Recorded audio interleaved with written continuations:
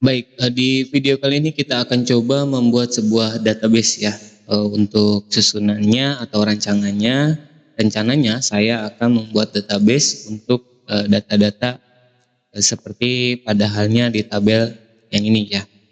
Kurang lebih insya Allah nama tabelnya itu nanti adalah tabel barang ya. Oke, di sini saya akan coba membuat database terlebih dahulu ya. Kita bisa lihat di sini bahwa database yang saya akan buat ini belum ada ya.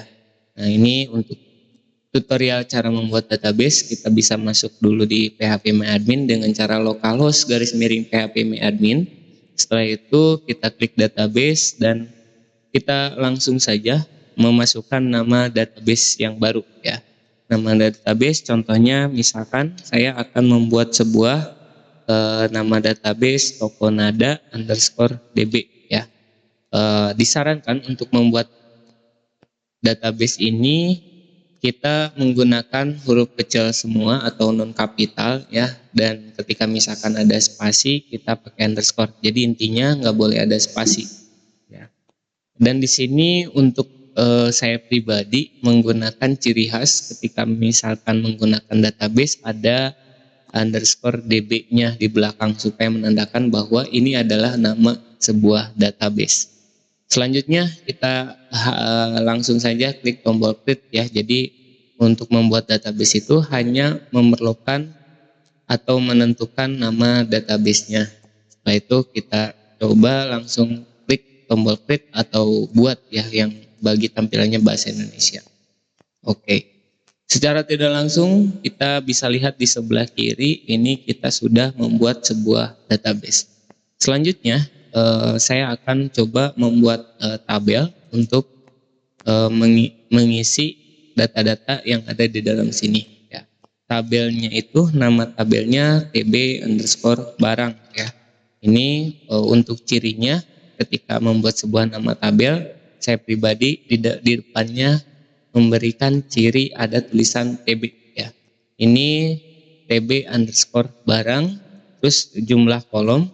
Kita lihat lagi rancangan kita, kolomnya ini itu ada 4 kolom ya, 1, 2, 3, 5 kolom ya. 1, 2, 3, 4, 5. 5 kolom saja yang akan saya buat. Jadi di sini kita set bahwa kolomnya kita itu ada 5 ya. Jadi di sini untuk membuat tabel kita memerlukan nama dan jumlah kolom. Kita klik tombol create. Nah, selanjutnya ada langkah yang tidak bisa kita tinggalkan yaitu mengisi identitas setiap kolomnya masing-masing ya. Ada kita perlu menentukan nama, tipe, length atau values, dan ada kita menentukan juga dia sebagai primary atau bukan ya. Di bagian sini, di bagian indeks ya, kita tentukan dia primary atau bukan. Untuk sedikit informasi saja, primary itu jika kita melihat sebuah tabel ya,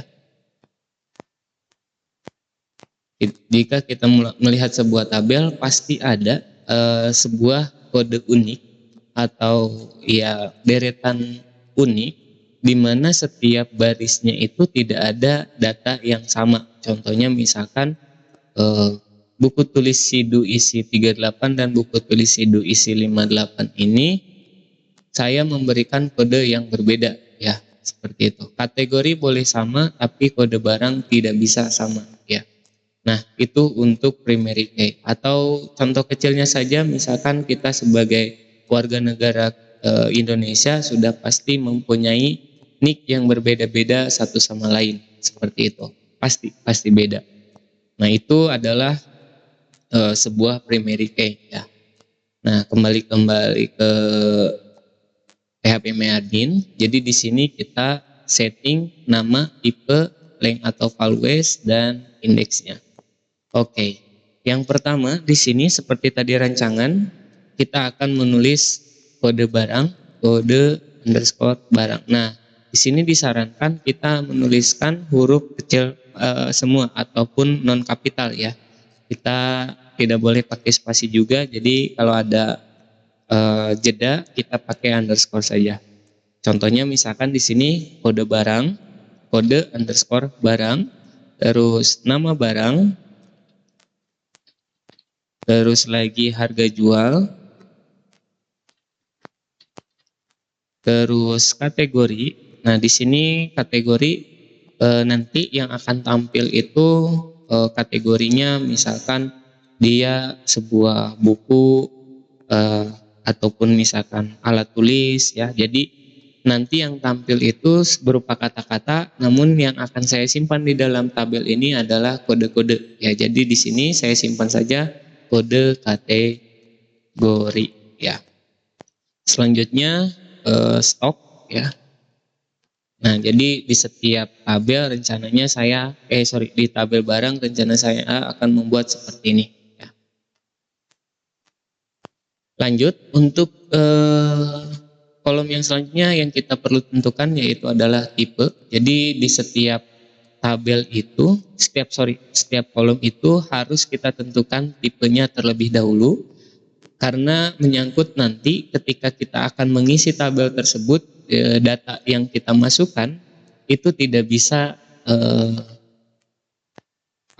tidak bisa sembarang ya. Jadi harus kita tentukan terlebih dahulu. Contohnya misalkan di sini ada beberapa jenis ya. Contoh untuk kode barang di sini isinya angka semua gitu. Jadi nanti saya akan isi sebagai integer atau angka ya. Nah, terus ada lagi untuk nama barang ini dia ada huruf, ada angka juga dan ada simbol. Kita akan coba memasukkan dia atau tipe datanya itu varchar ya. Nah, di sini varchar. Oke. Jadi ada integer, ada varchar. Selanjutnya untuk harga jual sama seperti kode barang, isinya angka semua ya. Adapun misalkan kita akan tambahkan RP, itu kita menggunakan fasilitas yang lain. Intinya di sini kita simpan untuk tipe datanya itu sebagai integer ya. Untuk harga jual, kategori juga integer dan stok juga integer ya, angka semuanya. Ya, jadi seperti itu. Nanti kita akan perjelas lagi masalah tipe-tipe data di video-video selanjutnya. Oke, kita kembali ke PHP MyAdmin ya. Jadi di sini kode barang integer saja atau int ya disingkat di sini. Terus nama barang, nah saya tentukan sebagai varchar. Harga jual di sini, harga jual integer. Terus kode kategori integer, stok juga integer. Jadi seperti itu. Oke, untuk selanjutnya kita tentukan length atau values. Length untuk values ini fungsinya apabila misalkan kita simpan di sini di bagian sini angka 3 ya, contoh ya, ini nama barang. Value-nya 3 ya, berarti hanya 3 digit di kolom ini yang bisa disimpan. Contohnya tadinya kita ingin tuliskan buku tulis Hidu isi 38, tapi ketika misalkan kita simpan length-nya itu 3, yang tersimpan hanya BUK saja, book ya. Jadi seperti itu fungsi dari length value. Oke, lanjut. Di tipe integer kita tidak memerlukan length atau value, jadi kosongkan saja. Varchar ini wajib kita isi ya. Kita isi saja di sini untuk nama barang 50 saja maksimalnya. Terus di kolom yang lain kita tidak perlu karena integer ya. Defaultnya integer atau bawaannya integer, dia itu akan terisi maksimalnya itu 11. Tapi di sini kita tidak perlu ya, kita tidak perlu tentukan. Oke, selanjutnya setiap kolom kita harus tentukan dia sebagai primary atau bukan ya. Contohnya di sini tadi kita akan coba